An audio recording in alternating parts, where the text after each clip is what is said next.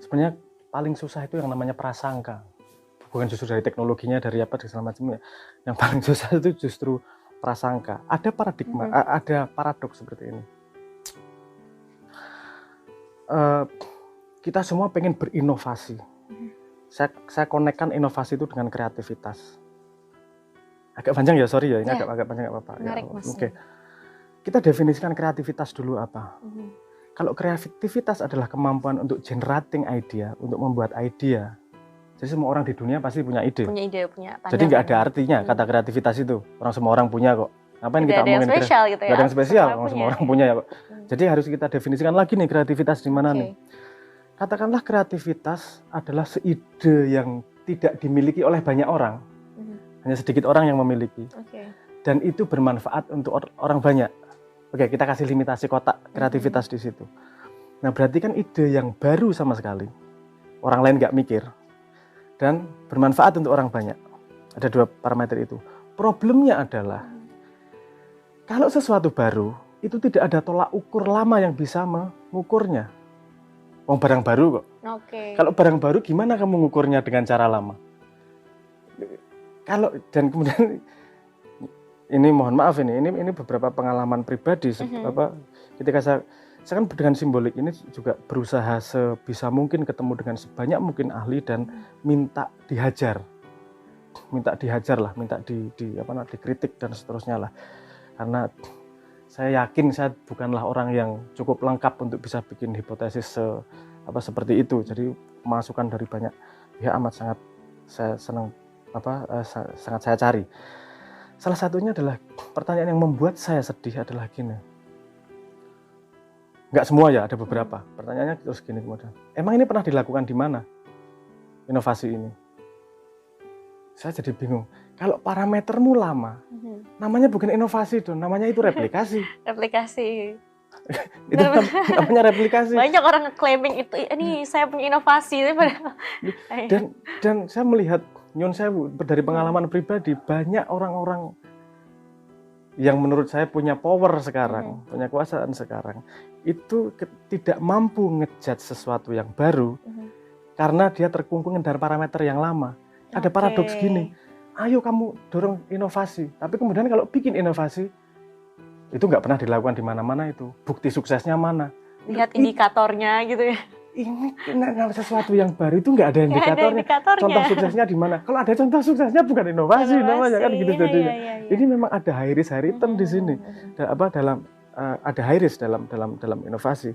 Nah, prasangka yang tidak menyadari seperti itu yang membuat repot kadang-kadang. Kalau kamu dorong inovasi, cari ide baru dong. Ketika ada ide baru, jangan kamu matiin dengan parameter lama. Harusnya masuk pada argumentasi dia kenapa kamu punya ide seperti itu. Karena kita sama-sama masuk dunia baru itu tadi.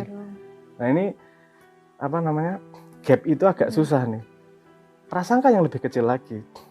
Kita punya naluri gini nih. Kita, termasuk saya. Punya naluri seneng ngejudge hanya dengan informasi sedikit. Ngelihat judul video udah bisa komen. Ini apa?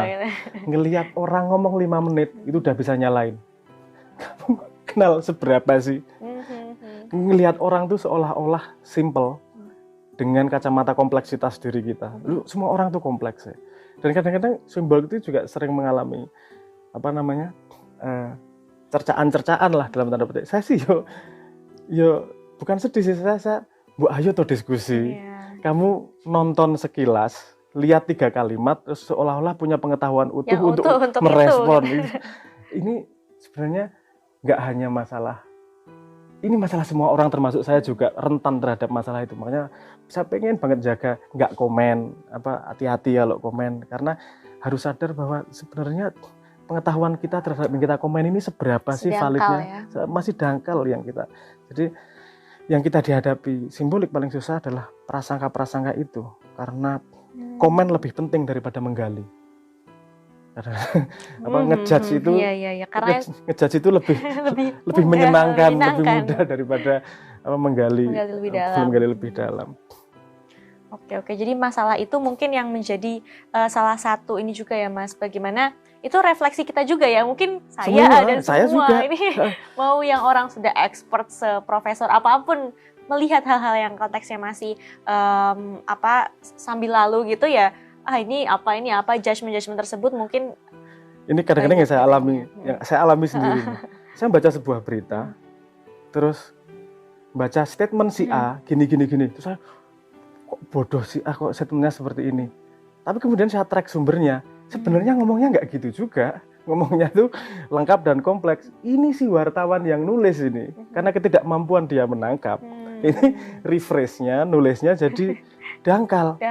Iya. Kok saya disetir nih sama media massa, sama yang saya nggak tahu, reframing sama wartawan yang saya nggak tahu siapa ini juga jadi problem di dunia kita ini, karena yang ngomong nggak tahu siapa ini, kan gitu. Iya. Nah ini teman-teman, permasalahan seperti ini yang mungkin harus kita ejawantahkan dalam aksi nyata ya, tadi kita sudah bilang, dan mungkin dalam konteks di simbolik ini ada diskusi anonim ya Mas ya.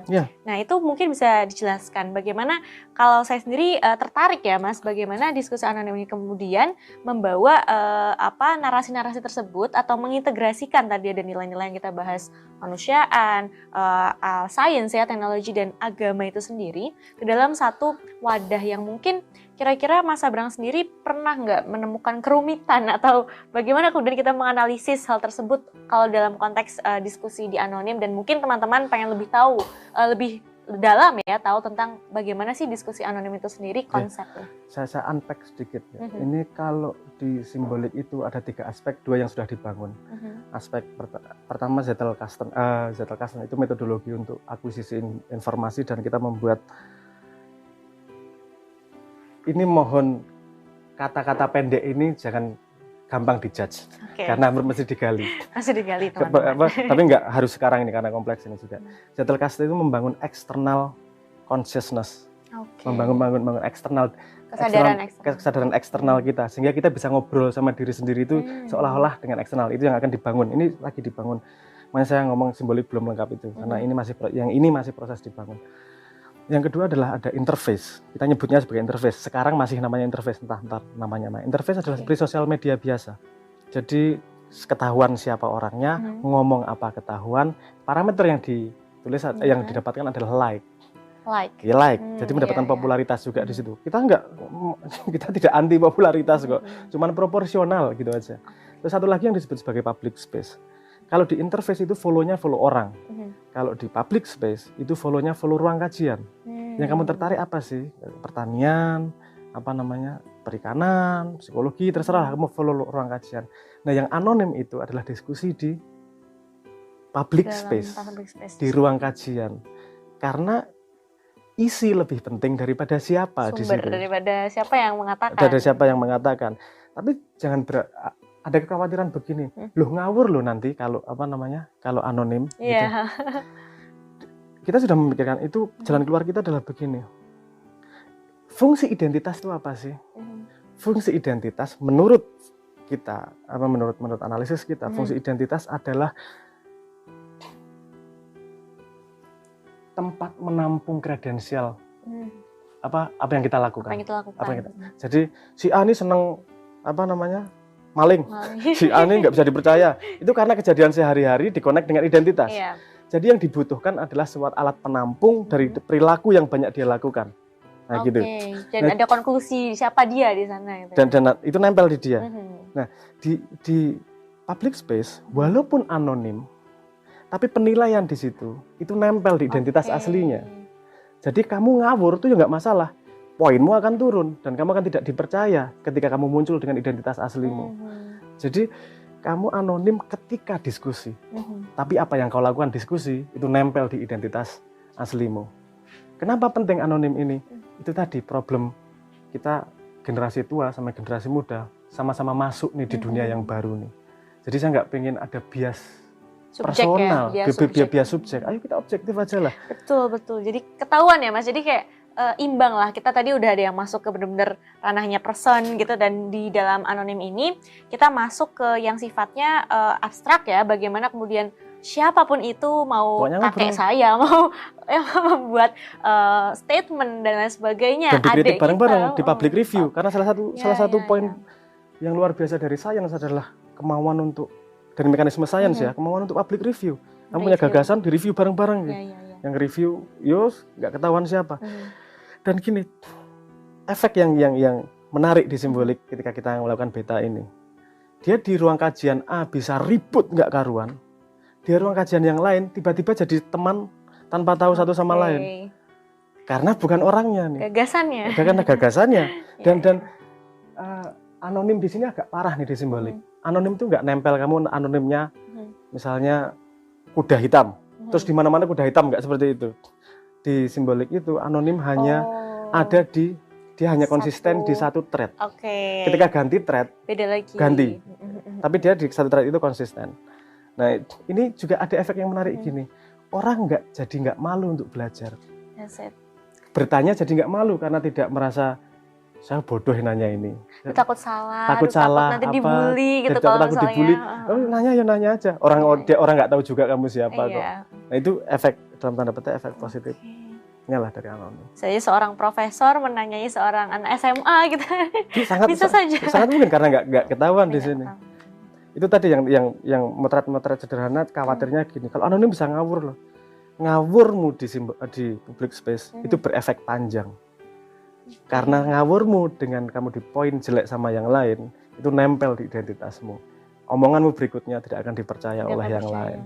Tapi ketika di anonim, diskusi anonim ini tidak akan nempel, misalnya karena memang namanya tidak nempel, tapi poinnya nempel.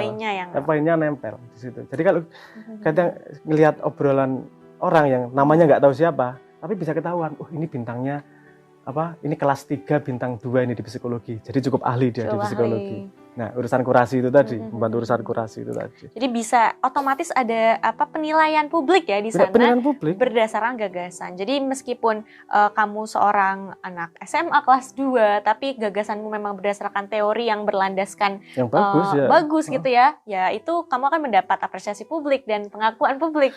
Penilaiannya pun juga berbeda dengan sosmed lain. Karena penilaian yang poinnya tinggi itu jadi hitung lebih berat daripada yang poinnya rendah. Kalau kamu ngisruh terus poinmu rendah, kamu mau ngasih nilai yang lain juga efeknya kecil. Kamu bisa pakai buzzer 1000, jelekin satu orang, sama ahli 3 ngomong itu bagus, bisa menang ahli 3-nya. Karena di sini bukan one man one vote di public space itu. Kalau di interface one man one vote. Kalau di public space itu bobot orangnya, ekspertis di bidang itu kita implementasikan dan dinilai ya. Dinilai juga. Diakumulasi juga dan dalam penilaian proses. Memang public review nih, tapi penilaian seorang profesor yang poinnya tinggi itu nilainya lebih dihargai daripada anak yang nggak belajar apa-apa di bidang itu kan.